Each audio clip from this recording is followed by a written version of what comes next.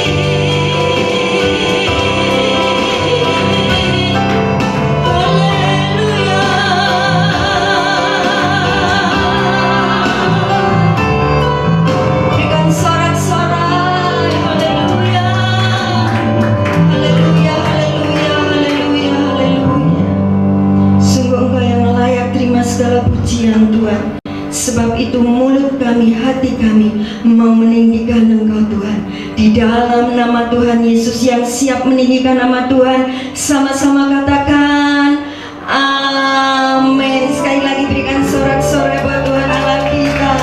Siapa yang percaya Tuhan ada di tengah-tengah kita, lambaikan tangan. Dan sekali lagi berikan sorak-sorai buat Dia, Allah Tuhan yang memulihkan setiap kita. Haleluya. Mari bersama-sama bertepuk tangan.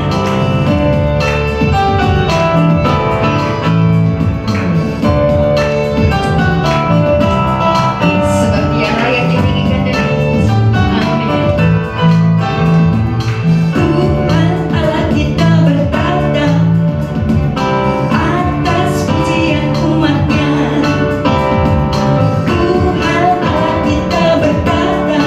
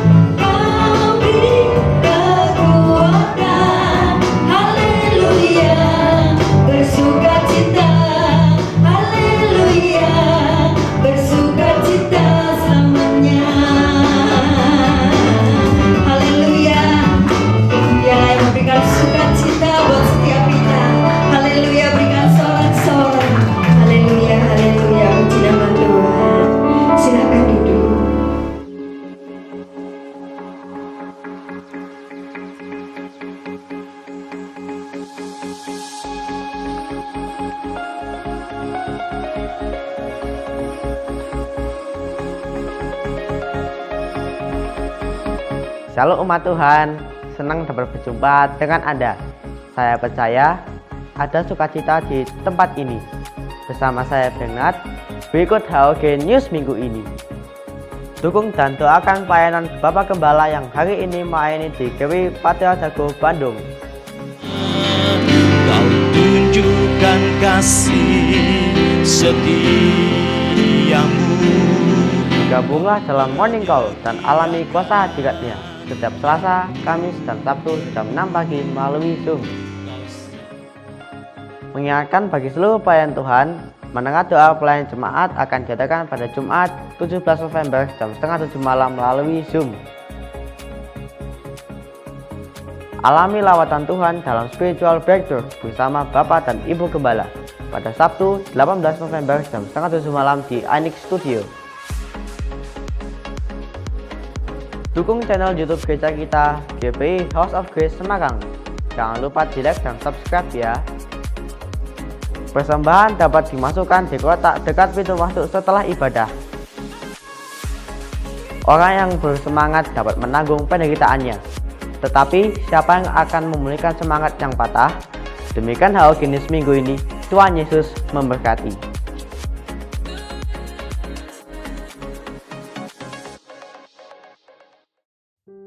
Shalom saudara, pernahkah saudara bertanya, mengapa kita perlu mengerti bahkan percaya akan rapture?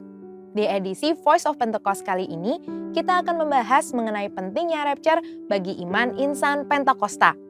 Rapture atau pengangkatan orang percaya adalah peristiwa di mana Tuhan Yesus turun menjemput orang-orang percaya dan membawa mereka ke surga seperti difirmankan dalam 1 Tesalonika 4 ayat 16-17.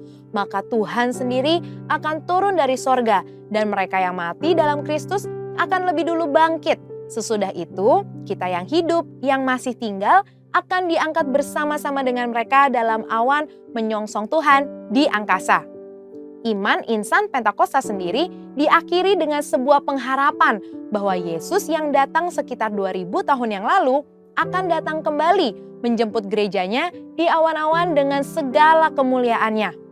Pemahaman dan penantian akan janji inilah yang menguatkan kita bahwa ada akhir yang indah bagi setiap orang percaya yang mempertahankan imannya seperti yang tertulis dalam Ibrani 10 ayat 36-38. Kita tidak tahu pasti kapan waktu kedatangan Kristus, tetapi berikut tanda-tanda yang mendahuluinya.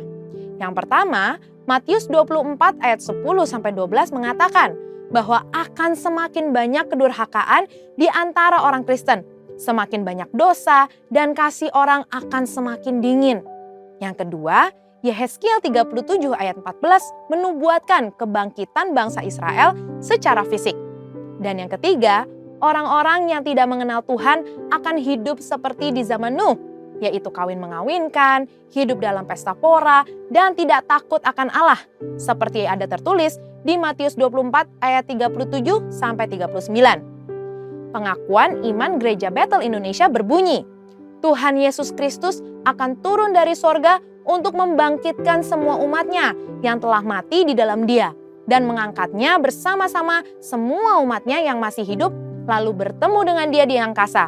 Kemudian Ia akan datang kembali bersama orang kudusnya untuk mendirikan kerajaan 1000 tahun di bumi ini.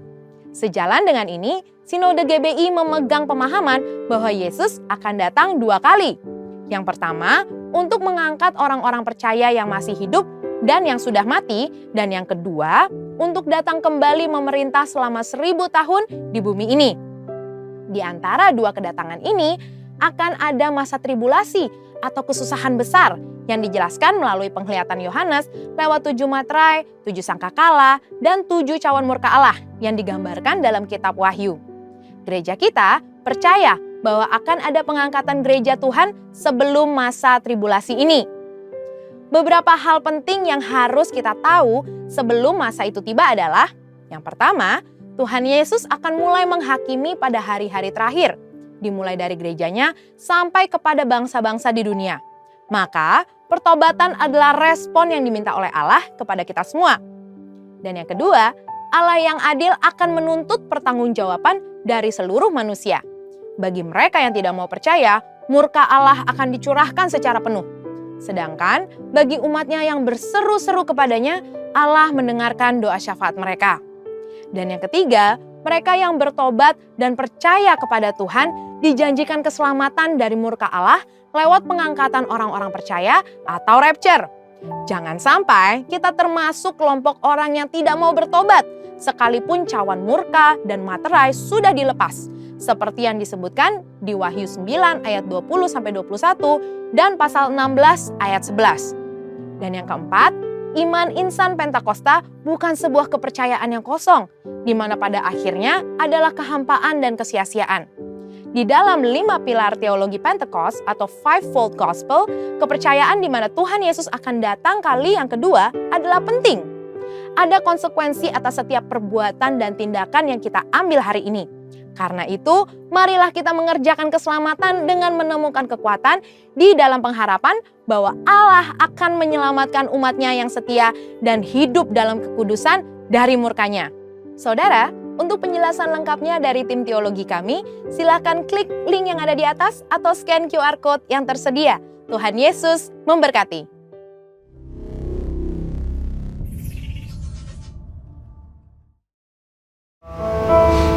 Shalom umat pemenang. Shalom. Semua diberkati Tuhan di pagi hari ini. Amin. Tuhan, mari saya undang bagi berdiri.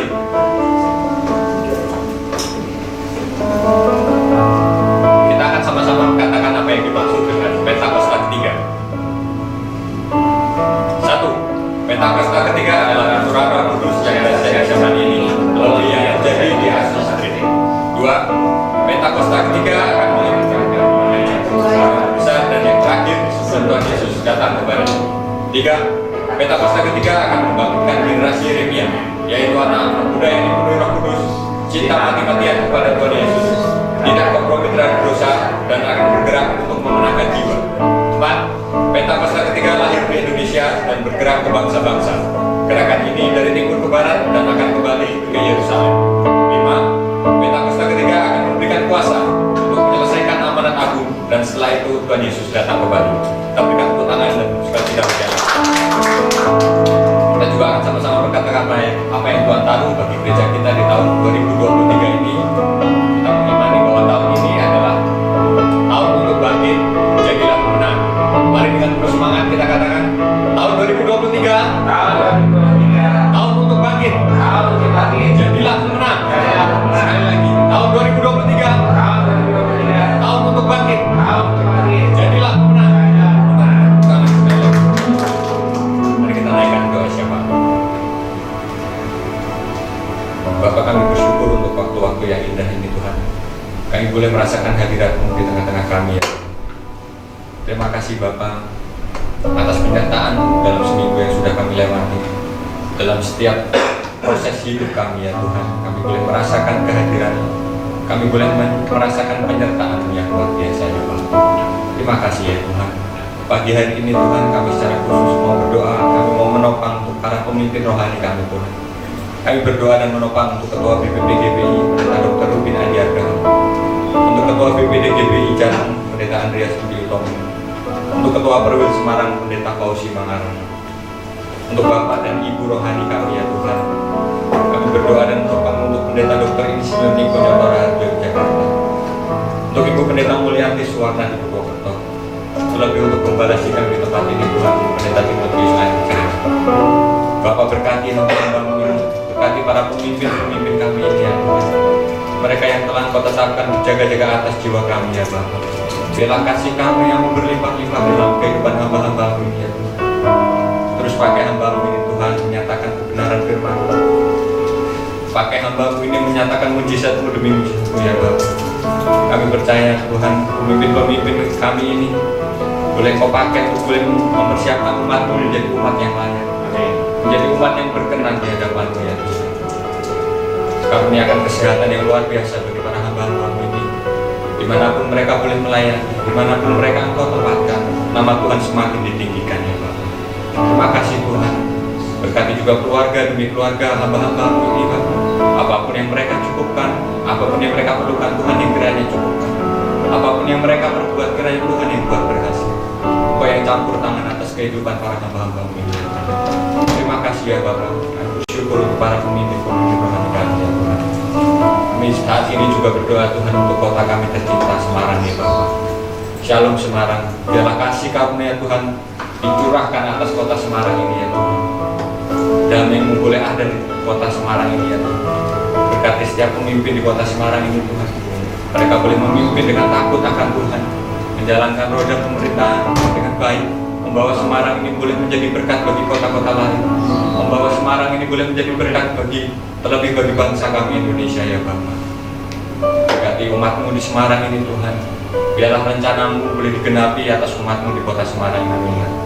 Banyak jiwa boleh dimenangkan, dibawa semakin dekat kepada-Mu. Terima kasih Bapak. Kami juga berdoa saat ini Tuhan untuk bangsa kami Indonesia. Shalom Indonesia. Indonesia menjadi bangsa yang besar. Indonesia berlimpah susu dan madu. Biarlah kasih karunia-Mu tercurah atas Indonesia ini ya Tuhan. Berkati setiap pemimpin di Indonesia ini, mulai dari presiden, wakil presiden, kabinet, para menteri ya Tuhan, TNI, Polri sampai dengan tingkat RT RW. Mereka boleh memimpin juga dengan takut akan Tuhan. Kami juga merindukan Tuhan di tahun politik di tahun 2024 nantinya Tuhan. Merindukan sosok pemimpin yang takut akan Tuhan, sosok pemimpin yang nasionalis, sosok pemimpin yang boleh membawa Indonesia ini menjadi bangsa yang lebih maju lagi ya Pak. Bangsa yang boleh semakin mengenal akan kebaikan kasih. Kami percaya melalui pemimpin kami yang baru nanti Tuhan, Indonesia boleh membawa semakin naik, semakin boleh menjadi berkat bagi bangsa-bangsa lain di luar sana ya Tuhan. Terima kasih karuniakan keamanan bagi bangsa kami ya Tuhan. Terlebih memasuki musim hujan ini Tuhan, hindarkan bencana bagi bangsa kami. Kami percaya bahwa bangsa kami ada di dalam rancangan Tuhan. Terima kasih Tuhan. Kami coba berdoa untuk generasi Yeremia pada hari ini Tuhan. Bangkitkan generasi Yeremia ini Tuhan, lebih generasi Yeremia di tempat ini Tuhan. Mereka anak-anak muda yang takut akan Tuhan, yang tidak kompromi terhadap dosa. Berpakai mereka lebih lagi Tuhan untuk boleh memenangkan jiwa, menjadi berkat bagi gereja kami, menjadi berkat bagi kota kami, terlebih menjadi berkat bangsa kami. Bagi hari ini kami juga berdoa untuk Yerusalem. Shalom Yerusalem, biarlah kasih karunia Tuhan tercurah atas kota Yerusalem. Bagi hari ini juga kami bawa persembahan kami Tuhan. Kami mau memberikan yang terbaik, karena kami tahu bahwa kami adalah orang-orang yang diberkati. Haleluya. Tetap dalam hadirat Tuhan.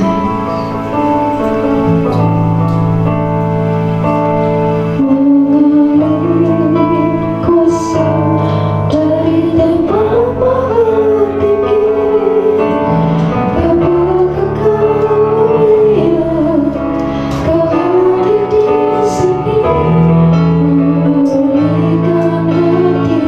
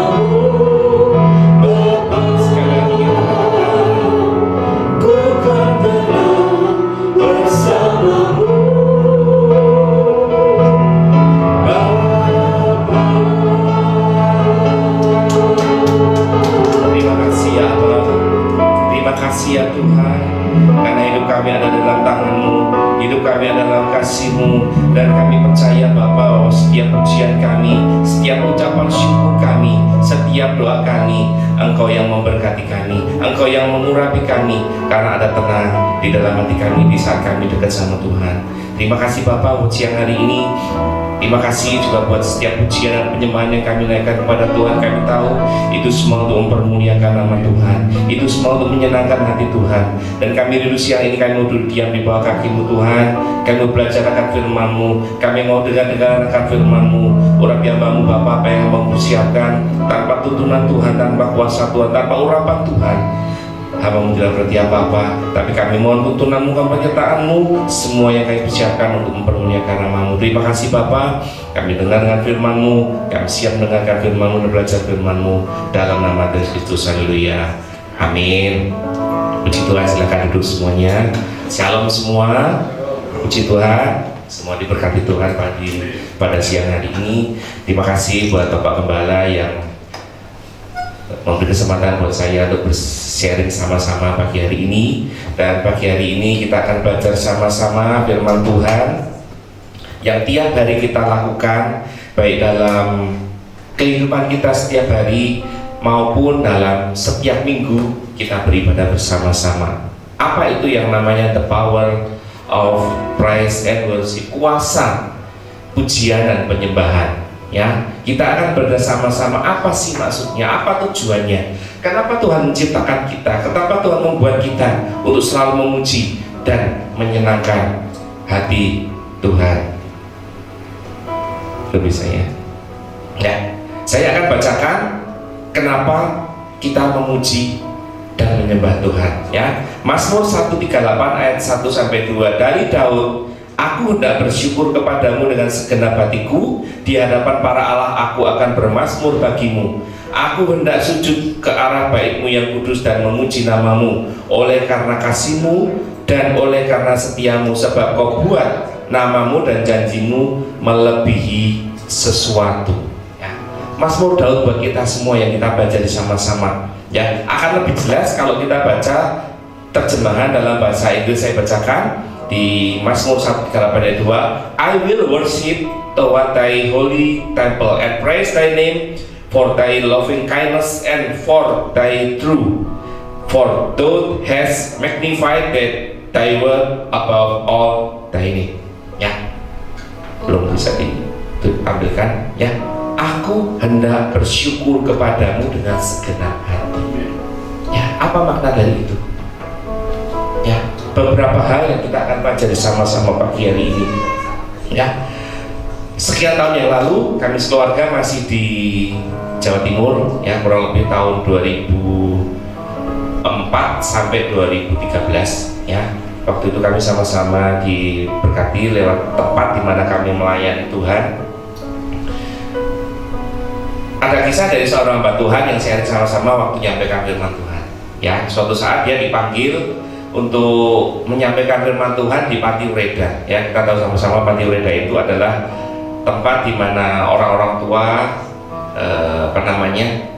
karena mungkin keluarganya tidak bisa merawat, keluarganya tidak ada, mungkin dititipkan di situ.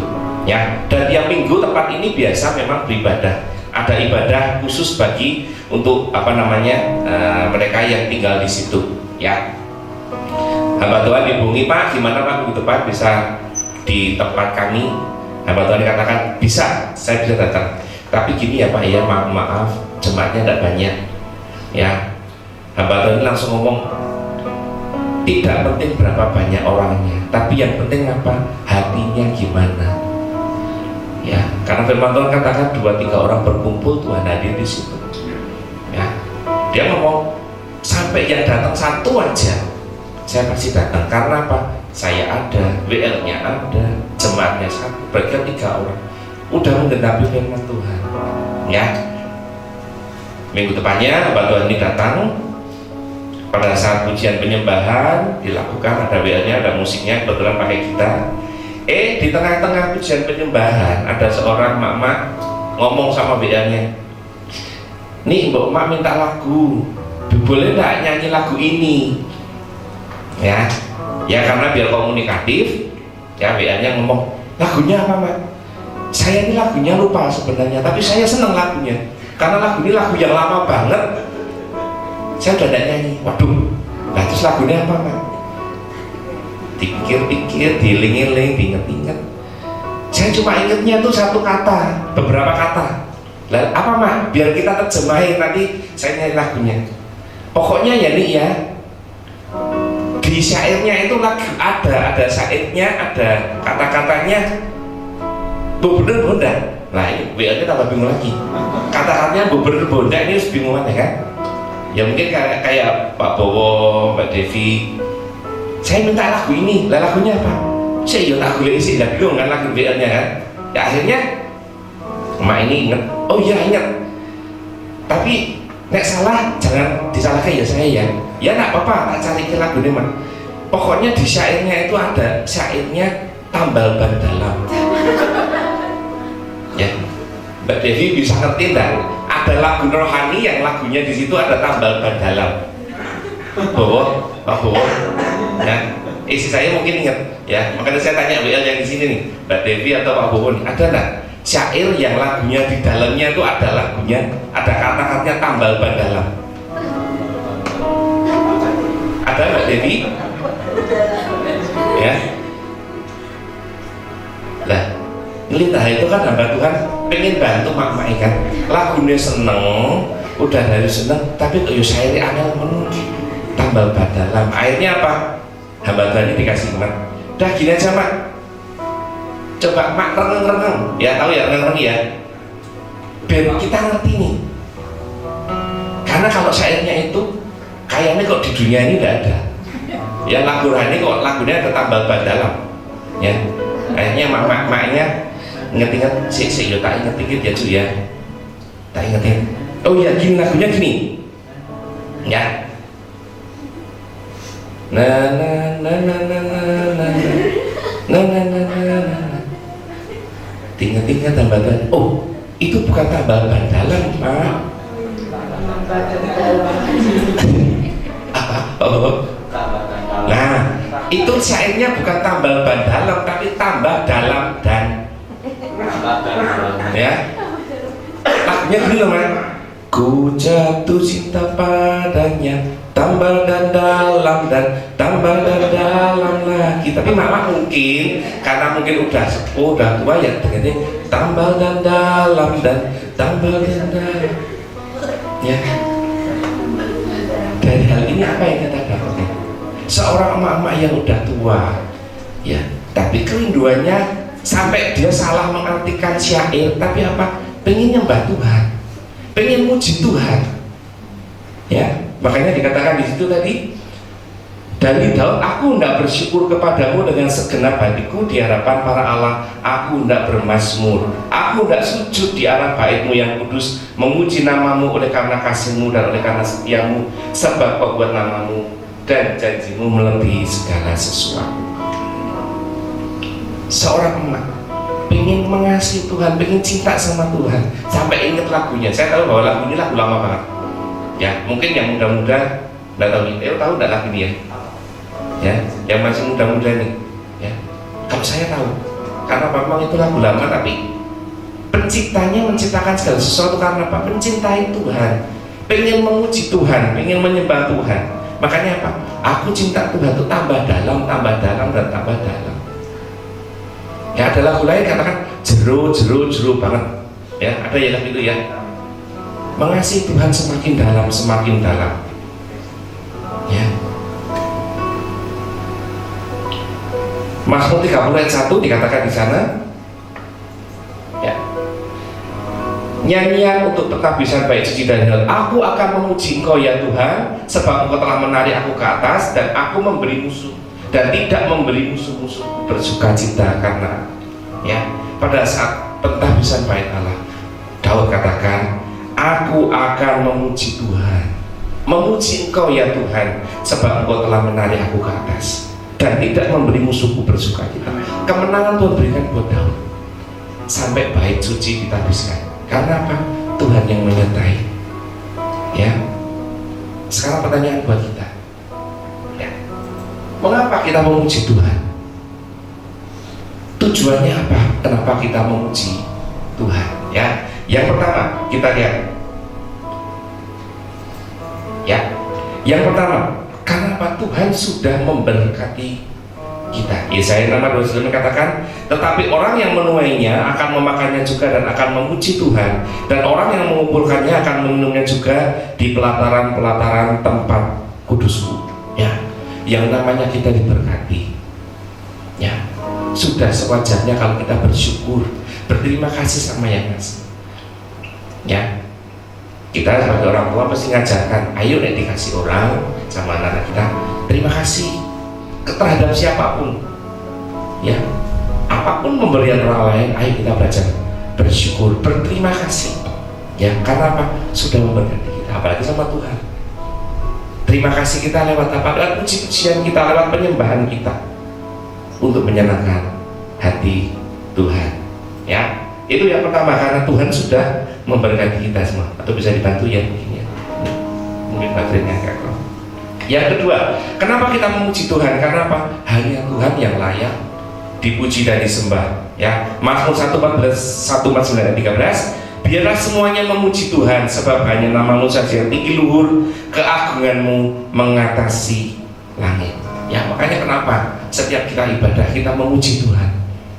Ya, karena Dia yang layak dipuji dan kita sembah. Ya, setiap penyembahan, setiap pujian yang kita naikkan, tujuannya apa? Karena Tuhan memang layak untuk dipuji dan disembah. Yang kedua, yang ketiga, kenapa kita memuji Tuhan? Karena apa? Kita belajar bersyukur sama Tuhan. Ya, Mazmur 145:10 katakan, segala yang Kau jadikan itu akan bersyukur kepadamu ya Tuhan, dan orang-orang yang Kau kasihi akan memuji Engkau. Ayo, Tuhan udah mengasihi kita semua.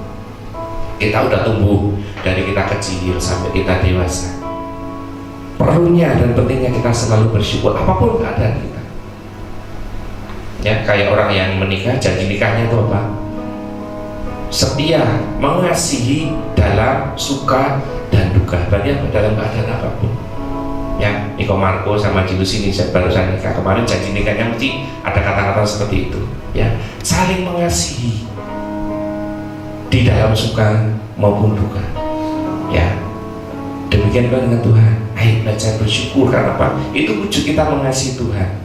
Ya, kalau kita sudah dikasih, ayo belajar bersyukur sama Tuhan. Ya, 1 Tesalonika 5:18 terkatakan, mengucap syukurlah dalam segala hal, sebab itulah yang dikehendaki Allah dalam Kristus Yesus bagi kamu. Selalu mengucap syukur setiap hari. Ya, yang namanya manusia kadang memang aneh, termasuk kita juga, termasuk saya juga aneh. Nek panas, rumongso kok panas. Kok ora udan-udan, kok ora adem-adem ya. Nek pas musim udan, kok udan terus bendino. Ya, saya kerja di Kendal. Kendal itu terkenal kalau pas musim hujan banyak yang banjir, terutama di kota. Karena apa? Irigasinya tidak bagus. Ya. Dan ternyata seperti itu tidak diperbaiki. Ya, selamanya pasti banjir. Ya. Tapi ayo kita belajar sebagai manusia anak Tuhan, beda sama yang lain. Nek merasa panas, ya bersyukur karena panas. Karena apa? Begitu musim panas, kita bisa ngerti nih, oh ternyata saya harus berbuat apa. Begitu musim dingin, kita juga ngerti, pasti ada sesuatu yang Tuhan izinkan untuk kita lakukan. Tapi yang terutama apa? Bersyukur. Ya, itu 3 hal. Kenapa kita memuji Tuhan? Yang pertama karena Tuhan sudah memberkati kita. Yang kedua karena Tuhan yang layak dipuji. Dan yang ketiga, kita bersyukur sama Tuhan. Ya. Kemudian mengapa kita menyembah Tuhan? Ya, kita menyembah Tuhan karena apa? Bukti bahwa kita sadar akan kasih Tuhan buat kita semua. Dengan kita ngerti itu, sudah selayaknya kita memberikan penghormatan kepada Tuhan lewat apa? Penyembahan kita. Ya, 2 Tawarikh 7:1-3 dikatakan pada saat pentahbisan Bait Allah, dikatakan di sana, setelah Salomo mengakhiri doanya, api pun turun dari langit memakan habis korban bakaran dan korban-korban sembelihan, dan kemuliaan Tuhan memenuhi rumah itu. Para imam tidak dapat memasuki rumah Tuhan itu karena kemuliaan Tuhan memenuhi rumah Tuhan. Ketika segenap orang Israel melihat api itu turun dan kemuliaan Tuhan melingkupi rumah itu, berlututlah mereka di atas lantai dengan muka sampai ke tanah, lalu sujud menyembah dan menyanyikan nyanyian syukur bagi Tuhan, sebab Ia baik, bahwasanya untuk selama-lamanya kasih setia Tuhan. Ya, berkat Tuhan buat umat Israel. Sampai yang dilakukan apa? Sujud menyembah. Itu artinya apa? Memberikan penghormatan. Ya, mungkin adik-adik yang kemarin masih sekolah, hari Jumat kemarin ikut upacara bendera memperingati 10 November. Itu wujud bahwa apa? Kita menghormati bangsa kita, menghormati para pahlawan kita. Ya, 17 Agustus kemarin juga lakukan seperti itu. Memberikan penghormatan. Karena apa? Dengan cara kita mengucap syukur sama Tuhan lewat penyembahan kita semua. Ya, jadi dua hal. Tujuan memuji dan menyembah Tuhan. Ya. Saat kita menyembah apa? Memberikan penghormatan kepada Tuhan. Umat Israel katakan, sebab Ia baik, bahwasanya untuk selama-lamanya kasih setianya. Yang dilakukan apa? Sujud menyembah dan menyanyikan syukur. Ya, ayo kita lakukan sama-sama. Pada setiap minggu, pada setiap waktu kita nyembah Tuhan, lakukan penyembahan itu dengan hati yang mau menghormati Tuhan, dengan hati yang mengasihi Tuhan.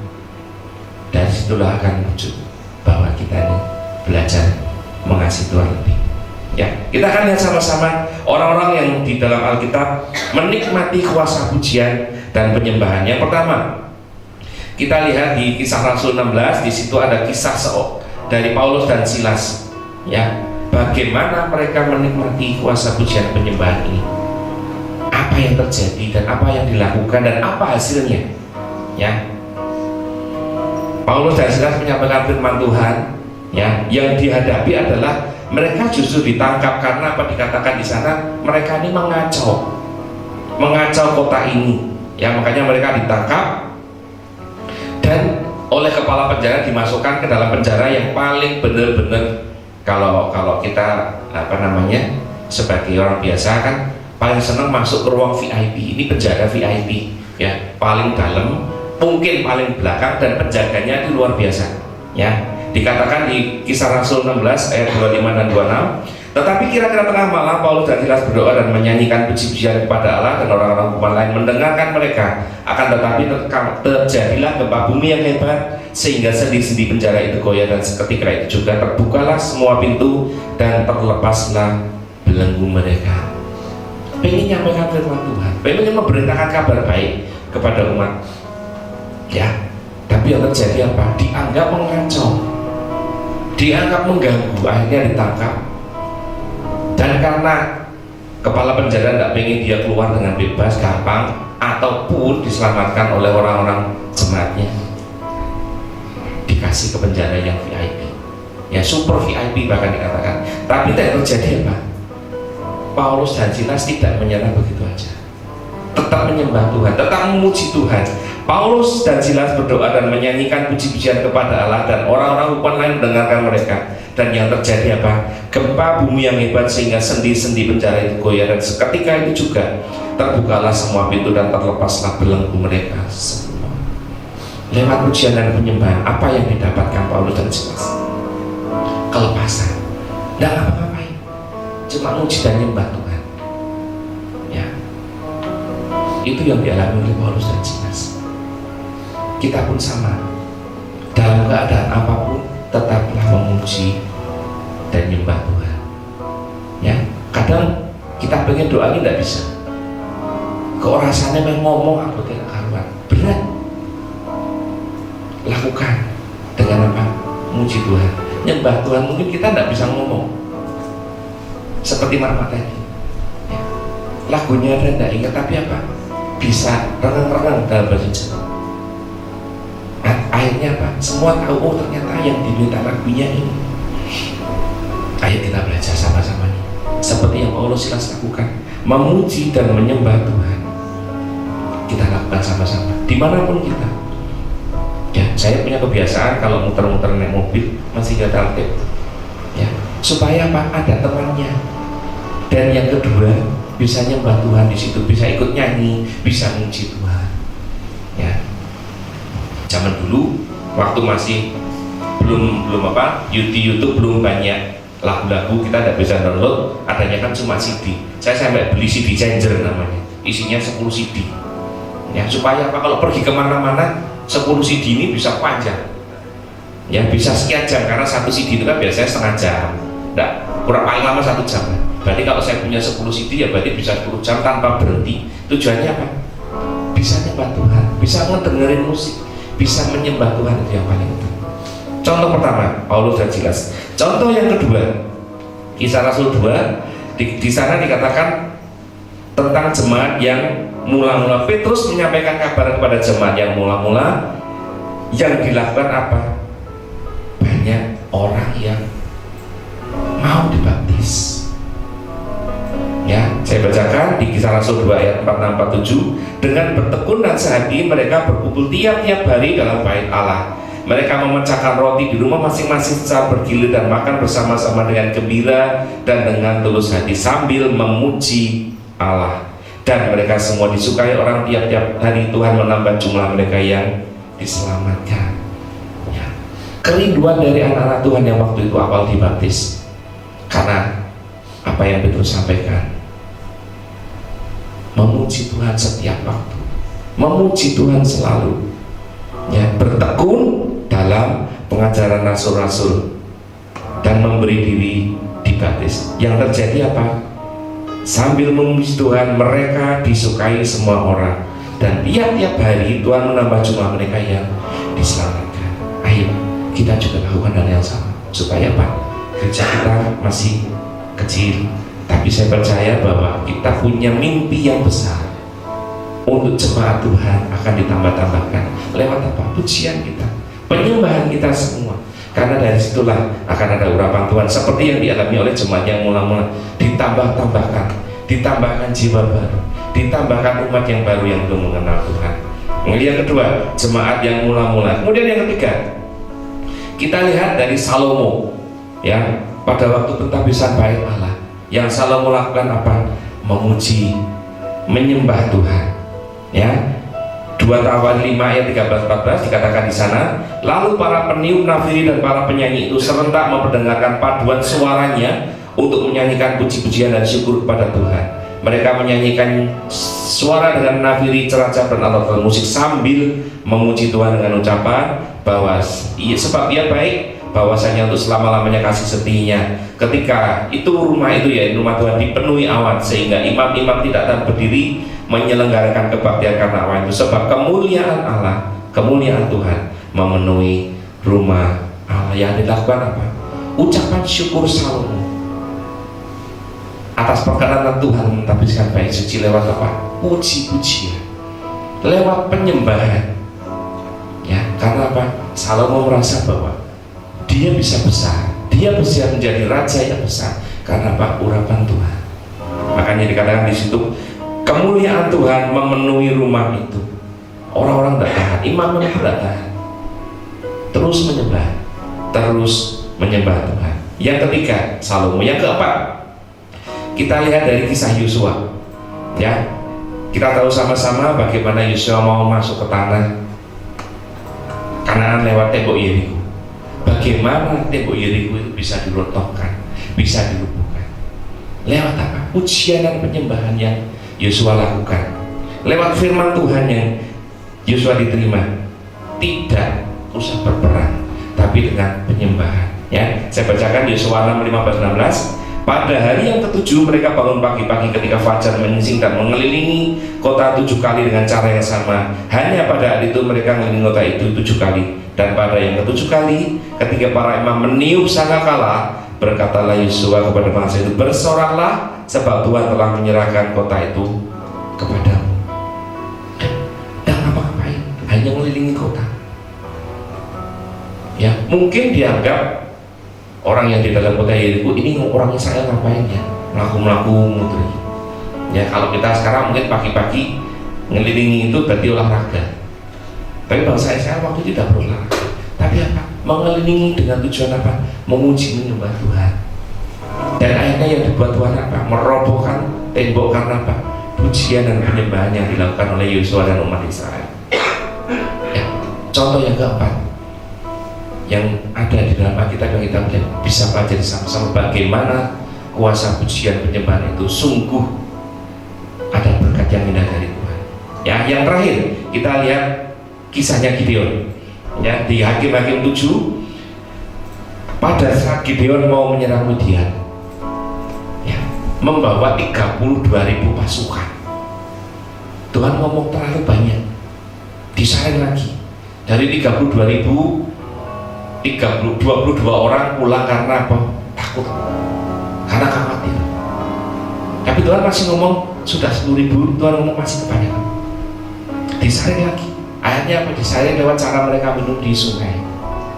Ya, saya bacakan di sana Hakim-Hakim 7 ayat 16-18. Sesudah itu dibaginya ke 300 orang itu dalam 3 pasukan, dan ke tangan mereka semuanya diberikan sangkakala dan buyung kosong dengan suruh di dalam buyung itu. Dan berkatalah ia kepada mereka, perhatikanlah aku dan lakukanlah seperti yang kulakukan, maka apabila aku sampai ke ujung perkemahan haruslah kamu lakukan seperti yang kulakukan. Apabila aku dan semua orang bersama aku meniup sangkakala, maka haruslah kamu meniup sangkakala sekeliling perkemahan itu dan berseru demi Tuhan dan demi Gideon. Dari 32.000, 20.000 pulang, 22.000 pulang, tinggal 10.000. Dari 10.000, 9.700 juga minta pulang. Tinggal 300 orang menghadapi sekian ribu pasukan Midian. Rasanya nggak mungkin, rasanya mustahil. Ya, tapi itu yang Tuhan lakukan, menyuruh Gideon dan pasukan Israel, lakukanlah seperti yang kulakukan. Aku meniup sangkakala. Itu yang dilakukan Gideon. Berarti apa? Memuji Tuhan, menyuarakan sesuatu yang indah buat Tuhan. Akhirnya apa? Bisa menang dengan 300 orang menghadapi sekian ribu pasukan Midian. Ya, 5 hal kita udah lihat bagaimana dalam Alkitab Tuhan memberkati orang-orang yang melakukan dengan pujian dan penyembahan. Yang pertama Paulus dan Silas, kemudian yang kedua jemaat mula-mula, yang ketiga Salomo, yang keempat Yosua, dan yang kelima Gideon. Dari kelima orang itu, dari kelima hal itu, apa sih buat kita? Kenapa kita harus memuji dan menyembah Tuhan? Ya, yang pertama, kalau kita lihat dari kisah tadi, kisah Rasul 16, apa yang Paulus Silas lakukan, terbukalah semua pintu dan terlepaslah belenggu mereka semua. Artinya apa? Kita ini alami kelepasan dari beban. Paulus di penjara saja, Silas, tapi penjara hanya dengan pujian penyembahan bisa dibongkar, bisa dihancurkan hanya dengan kuasa pujian dan penyembahan. Jadi buat kita apa? Mengalami kelepasan dari dosa, kelepasan dari beban kita sendiri. Kayak mungkin saat ini kita butuh sesuatu, kita rindu sesuatu, kita ingin sesuatu, punya beban yang berat mungkin kita. Katakan sama Tuhan, kalau kita nggak bisa ngomong, Tuhan aku pengen nyembah Tuhan, ini loh Tuhan bebanku, ini loh Tuhan yang saya rasakan, saya pengen punya ini, saya pengen sesuatu ini, aku pengen bebanku hilang. Ya, katakan sama Tuhan. Karena apa? Tuhan pasti buka jalan seperti yang dilakukan Tuhan kepada Paulus dan Silas. Ya, mengalami kelepasan dari beban dosa kita semua. Bahkan Tuhan udah mengorbankan dirinya sendiri lewat mati di kayu salib buat kita. Itu tujuannya apa? Biar beban kita diangkat sama Tuhan, diambil alih sama Tuhan. Ya, yang pertama itu saat kita memuji dan menyembah Tuhan, yang kita alami adalah kelepasan, terlepas beban kita lepas. Ya, kalau orang-orang dunia sana yang namanya pengen hiburan, gampang ke karaoke, nyanyi-nyanyi, mabuk-mabukan. Tapi setelah itu yang terjadi apa? Kalau habis mabuk ya pasti capek, capek hatinya, capek pikirannya. Mungkin apa yang tadi jadi beban sesaat hilang, begitu mabuknya hilang ya udah kembali seperti semula. Ya, tapi kita anak Tuhan, ayo nyembah Tuhan. Kita karaoke di rumah lewat pujian penyembahan kita sama Tuhan. Ya, yang bisa main musik manfaatkan, main musik untuk nyembah Tuhan. Ya, sesederhana kita lah. Ya, saya puji Tuhan sejak kecil senang main musik. Ya, jadi kalau misalnya lagi sumpah lagi apa, main musik, nyanyi sendiri, di situ ada sukacita, ada damai sejahtera. Kita bersama, ayo, apa kebiasaan yang membuat kita bisa nyembah Tuhan? Lakukan itu dengan setia. Ya, yang pertama itu. Yang kedua, apa yang diulami oleh jemaat mula-mula? Ya, saya bacakan, mereka disukai semua orang dan tiap-tiap hari Tuhan menambahkan jumlah mereka dengan orang yang diselamatkan. Artinya apa? Menikmati berkat jiwa-jiwa buat Tuhan. Ya, oh, anak Tuhan itu loh, artinya senang terus, nyembah Tuhan terus, memuji Tuhan terus, jadi berkat buat lingkungan kita. Ya, kalau mungkin orang lain kalau nyetel lagu sing, ya musiknya sing karu-karuan tidak bisa didengarin. Tapi kita musiknya enak, musiknya indah. Bahkan seorang mak-mak yang tadi saya ceritakan, sampai tahu pun dia masih ingat ada lagu yang indah. Bukti bahwa dia cinta Tuhan. Ya, kita pun saya percaya kalau kita terus nyembah Tuhan, terus memuji Tuhan, akan jadi berkat buat lingkungan kita. Yang terutama di mana kita tinggal. Itu loh rumahnya orang Kristen. Tiap hari yang nyembah Tuhan, tiap hari memuji Tuhan, tiap hari hatinya senang. Kita lakukan sama-sama. Itu yang kedua. Kemudian yang ketiga, yang dialami oleh Salomo, sehingga imam-imam itu tidak tahan berdiri untuk menyelenggarakan kebaktian oleh karena awan itu, sebab kemuliaan Tuhan memenuhi rumah Allah. Yang dialami apa? Kita alami sukacita. Ya, artinya tadi senang, sing tadinya susah, yang tadinya sumpah dengan memuji Tuhan, jadi bahagia. Orang dunia aja bisa senang seperti itu, naik bar karaoke, naik bar senang, meskipun habis itu susah. Ya, tapi kita anak Tuhan, buat hati kita senang lewat apa? Kita nyembah Tuhan, kita muji-muji Tuhan. Ya, seperti kita lakukan kepada anak-anak kita semua. Ya, misalnya di Pak Robi sama Keila, rapotnya nomor 1 misalnya. Pak Robi, selamat ya Keila, puji Tuhan, rapotmu ranking 1. Hasil belajarmu bagus. Nih, Bapak kasih sepatu baru. Seorang anak yang dapat berkat seperti itu aja senangnya minta ampun. Apalagi kita sama Tuhan. Nah, kita muji Tuhan, kita nyembah Tuhan, Tuhan kasih berkat buat kita. Sukacita akan kita alami. Ya. Jadi yang pertama tadi apa? Mengalami kelepasan dari beban dosa. Yang kedua, menikmati berkat jiwa-jiwa buat Tuhan. Yang ketiga, mengalami sukacita. Dan yang keempat, ya, kisah dari Yosua dan Gideon. Saya bacakan dari Yosua, dikatakan, berkatalah Yosua kepada bangsa itu, bersoraklah, sebab Tuhan telah menyerahkan kota ini kepadamu. Kita apa? Ini menikmati kemenangan di dalam Tuhan. Menang atas semua beban, menang atas semua kesusahan yang kita alami. Yang tadinya hatinya susah, yang tadinya mikir sing negatif, dengan kita nyembah Tuhan, dengan kita muji Tuhan, hati jadi penuh sukacita. Hati tadi senang, akhirnya apa? Tuhan kasih kemenangan buat kita semua. Ya, seperti seorang yang menang lomba.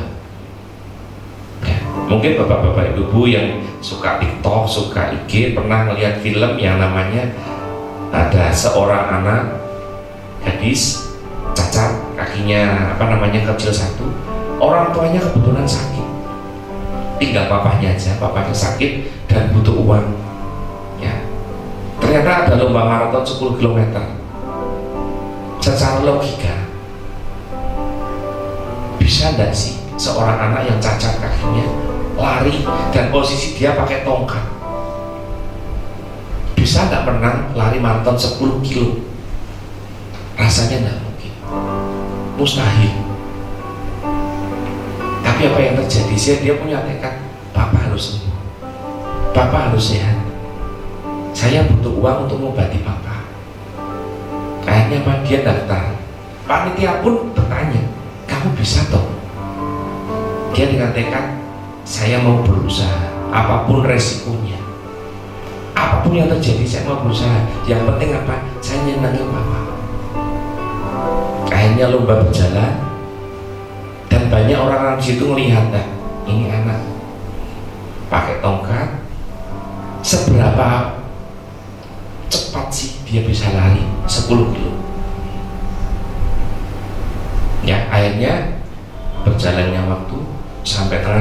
udah gak kuat, akhirnya jatuh. Sementara pelari lain udah lari sampai depan. Ya. Saat dia jatuh, yang diingat apa? Kayak suara papanya manggil dia, udah pulang aja, gak apa-apa, papa gak masalah. Yang penting kamu mau berusaha.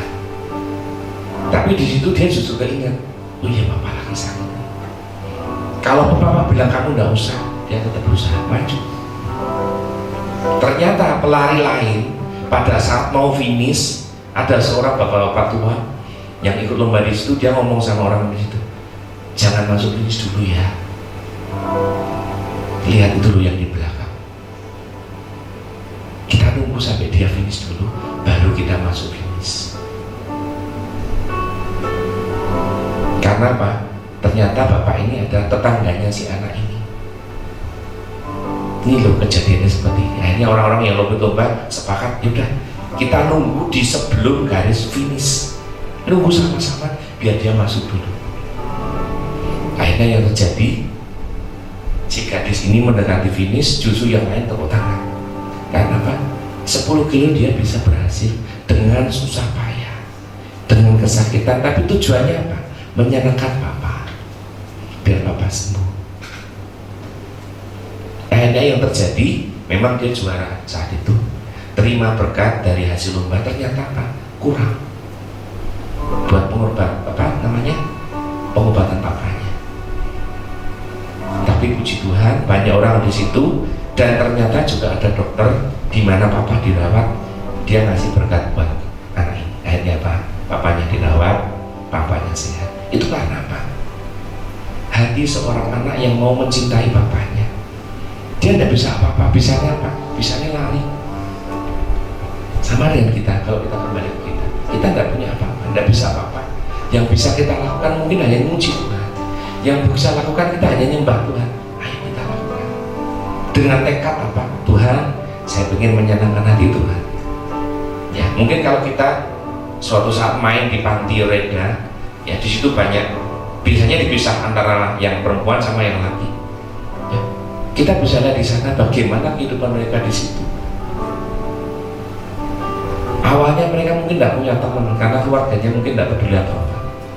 Tapi di situ dia punya lingkungan, punya komunitas yang dia bisa tiap hari muji Tuhan, tiap hari nyembah Tuhan. Akhirnya apa? Awet di situ, senang di situ. Mungkin udah sekian tahun di situ. Karena apa? Di sini enak, di sini nyaman. Aku diajari muji nyembah, makan udah gak mikir. Ya, tinggal muji nyembah Tuhan. Ayo, kita yang mungkin saat ini masih sehat semua, masih punya keluarga semua, pakai waktu-waktu kita untuk nyembah Tuhan, untuk memuji Tuhan setiap hari, supaya kita menikmati 4 hal. Yang pertama, mengalami kebebasan dari beban-beban dosa kita. Firman Tuhan katakan, kamu yang letih lesu dan beban berat, datanglah pada Tuhan lewat apa? Penyembahan pujian kita. Yang kedua, kita akan menikmati berkat-berkat jiwa-jiwa buat Tuhan untuk memuliakan nama Tuhan. Yang ketiga, kita akan mengalami sukacita dalam Tuhan. Yang terakhir, menikmati kemenangan. 4 hal yang kita akan nikmati. Di saat tempat hal kita nikmati, yang Tuhan butuhkan buat kita apa? Kita baca dalam Mazmur 22, dikatakan di sana, orang yang rendah hati akan makan dan kenyang. Orang yang mencari Tuhan akan memuji-muji Tuhan, dan biarlah hatimu hidup untuk selama-lamanya. Apa maksud dari ayat ini? Ya, orang yang rendah hati akan makan dan kenyang. Orang yang mencari Tuhan akan memuji-muji Dia, dan biarlah hatimu hidup untuk selama-lamanya. Pakai hidup kita supaya kita ada terus dalam penyembahan sama Tuhan. Karena pasti pujian kita, sekecil apapun pujian kita, kalau itu dari hati kita, Tuhan tahu, Tuhan dengar. Makanya dikatakan, biarlah hatimu hidup untuk selama-lamanya. Ya, jadikan hidup kita ini tempat untuk muji nyembah Tuhan. Banyak fasilitas yang kita bisa pakai. Ya, bisa dari YouTube, dengerin pujian, kita ikut nyembah. Ada berkat lewat ibadah-ibadah, kita berjalan itu bisa menikmati pujian dan penyembahan. Ya, sebagai yang terakhir kita baca dalam Mazmur 145 ayat 21. Dikatakan di sana, mulutku mengucapkan puji-pujian kepada Tuhan dan biarlah segala makhluk memuji namanya yang kudus untuk seterusnya dan selama-lamanya. Ayo, mulut kita pakai untuk muji dan nyembah Tuhan. Jangan sampai mulut kita keluar kata-kata yang negatif. Ya, saya belajar sejak anak-anak saya kecil, apa yang keluar dari mulut ini adalah puji-pujian buat anak-anak saya. Ya, saya pernah sekali waktu itu, ya, malam-malam mungkin kondisi saya capek, isi saya juga capek waktu itu seharian. Nih, saya masih kecil waktu itu, masih di Purwokerto, belum ada setahun umurnya. Malam-malam nggak tahu ada apa, tiba-tiba nangis. Ya, yang namanya bayi kan nangis kan kita nggak ngerti ya. Mungkin Mas Dewo, Silvana juga ngerti nih. Tiba-tiba malam anaknya nangis, iki arep digawaki, ora mudeng, nggak bisa ngomong. Saya pun alami waktu itu. Saya masih bayi, nangis, kita nggak ngerti. Lama-lama hatinya panas, mangkel. Karena apa? Orang bisa menang dewi. Ya yang salah sebenarnya kita sebagai orang tua. Karena apa? Anaknya tidak bisa ngomong, anaknya bisa ngomong malah medeni. Ya belum ada setahun tiba-tiba aku pengen iki lah, bingung kan? Ya nggak bisa ngomong, bisanya nangis. Ya akhirnya terus terang karena waktu itu istri saya juga capek banget. Saya masih nangis, tak bentak. Ya, tak bentak, tak suruh diam ibaratnya. Tapi akhirnya apa? Bukannya tambah menang, nangisnya tambah banter.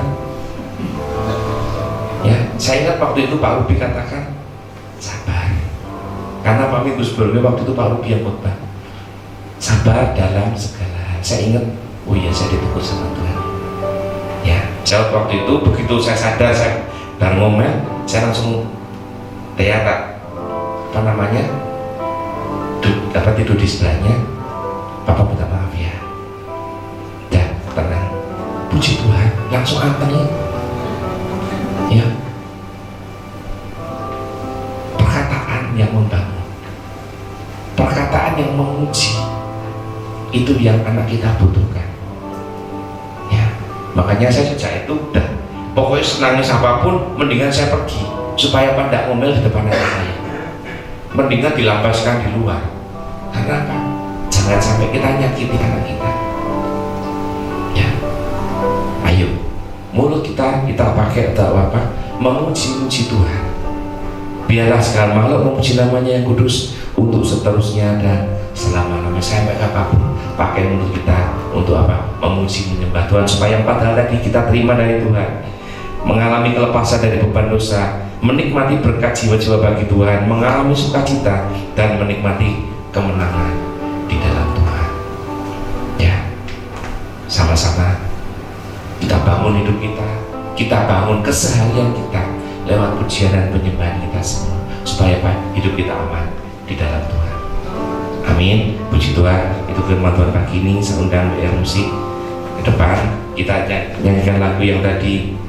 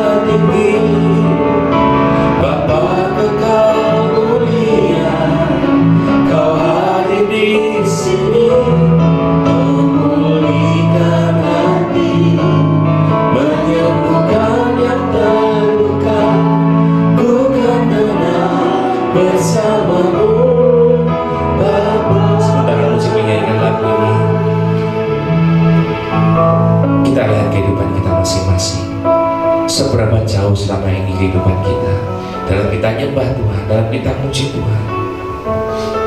Karena pada saat kita nyembah Tuhan, ada jiwa yang tenang, ada hati luka yang disembuhkan oleh Tuhan. Karena apa? Tuhan mau hadir buat kita. Tuhan akan memberikan sukacita buat kita. Tuhan akan memberikan berkat buat kita. Tuhan akan memberikan kemenangan. Dan kita yang terbeban berat dalam pujian penyembahan kita, Tuhan memberikan kekuatan yang baru, memberikan sukacita yang baru. Semuanya ada dalam kita saat menyembah dan memuji Tuhan. Ayo kita belajar lakukan sama-sama. Pujian dan penyembahan ini bukan hanya untuk kesenangan kita, tapi itu mempermuliakan nama Tuhan, untuk jadi berkat buat lingkungan sekitar kita. Kita lihat lagi sekali lagi. Mengalami kuasa dari tempat mahal ini,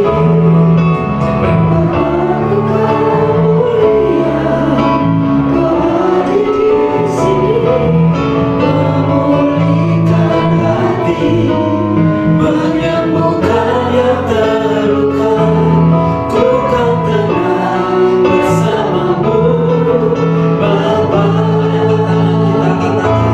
Mengalami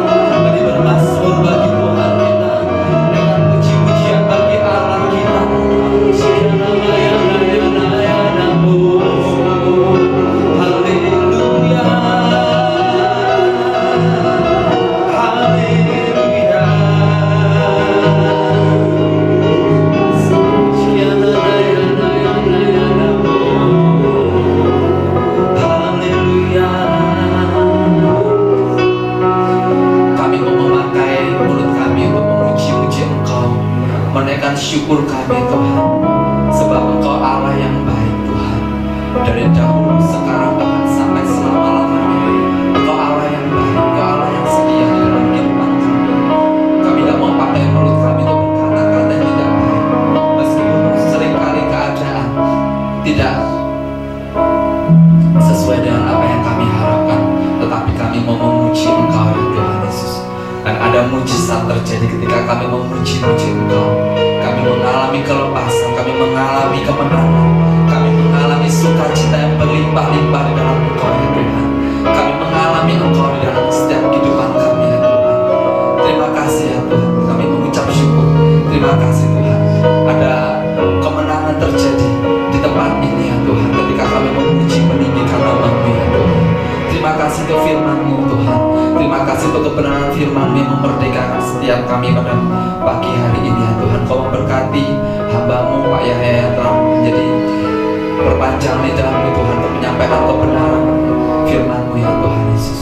Memberkati kehidupannya, memberkati keluarganya, memberkati apa yang dilakukan, usaha pekerjaannya Tuhan. Kau berkati ya Tuhan. Melalui kehidupan hamba-Mu ini Tuhan, nama-Mu lebih lagi dipermuliakan ya Tuhan Yesus. Terima kasih ya Tuhan, kami percaya Engkau yang terus menyatakan rencana dan kehendak-Mu lebih lagi bagi hamba-Mu ini ya Tuhan. Bagi Pak Yahya bersama dengan keluarga, setiap kami semua hadir Tuhan, kami boleh mengalami sukacita yang berlimpah pada pagi hari ini. Kami boleh mengalami kemerdekaan, kelepasan, kemenangan, karena Engkau Tuhan, Engkau mengasihi setiap kami ya Tuhan Yesus. Terima kasih ya Tuhan. Sebentar kami akan pulang meninggalkan tempat ini. Mari umat Tuhan, Kau yang setia beribadah dan berjanji untuk melakukan firman Tuhan dalam setiap kehidupan kita. Angkat tangan kita pandang kepada Bapa di surga. Dia adalah Bapa yang baik, Bapa yang mengasihi setiap kita. Terimalah berkat daripada Allah Bapa di dalam Putra yang tunggal Tuhan Yesus Kristus, dan di dalam persekutuan yang indah dan manis bersama dengan Roh Kudus, mulai saat ini sampai Maranatha Tuhan Yesus menjemput kita di awan-awan dunia, bahkan sampai selama-lamanya. Dalam nama Tuhan Yesus yang telah terima berkat Tuhan, sama-sama katakan amin. Haleluya. Selamat hari Minggu, selamat berakhir pekan. Tuhan Yesus memberkati.